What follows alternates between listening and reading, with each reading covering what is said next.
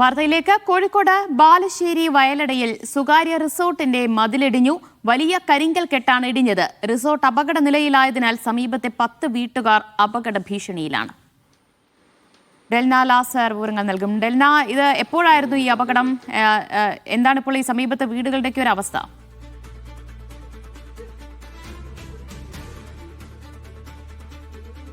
ദിവ്യ, ഇന്ന് രാവിലെയായിരുന്നു ഈ ഒരു അപകടമുണ്ടായത്. ബാലുശ്ശേരി പനങ്ങാട് വയലട തോരാട് സ്വകാര്യ റിസോർട്ടിന്റെ മതിലാണ് ഇടിഞ്ഞത്. ഇപ്പോൾ റിസോർട്ട് അപകട നിലയിലാണ്. ഒപ്പം പനങ്ങാട് പഞ്ചായത്തിൽ ഉൾപ്പെട്ട ഒരു സ്ഥലമാണിത്. ഇവിടെ അടുത്ത സമീപ പ്രദേശങ്ങളിൽ താമസിക്കുന്ന 10 വീടുകൾ സുരക്ഷാ ഭീഷണിയിലാണ് ഇപ്പോഴുള്ളത്. മണ്ണിടിച്ചിലുണ്ടായാൽ ഇവിടെയുള്ള കുടിവെള്ള പദ്ധതിക്കും ഒരു ബുദ്ധിമുട്ടുണ്ടാകുമെന്നാണ് നമുക്കിപ്പോൾ ലഭിക്കുന്ന വിവരങ്ങൾ.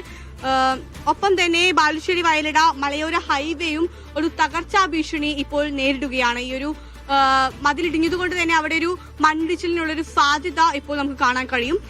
ഇപ്പോൾ നാട്ടുകാർ പഞ്ചായത്തിൽ പരാതി നൽകിയിട്ടുണ്ട്. ഒപ്പം വാർഡ് മെമ്പർ അവിടെ സ്ഥലത്തെത്തി പരിശോധന നടത്തിയിട്ടുണ്ട്. ഇപ്പോൾ അപകട ഭീഷണിയാണ് എന്നുള്ളത് കൊണ്ട് തന്നെ റിസോർട്ട് ഉടമകൾക്ക് അത്യാവശ്യം വേണ്ട നിർദ്ദേശങ്ങളെല്ലാം തന്നെ അധികൃതരുടെ ഭാഗത്തുനിന്ന് നൽകിയിട്ടുണ്ട്. ദിവ്യ.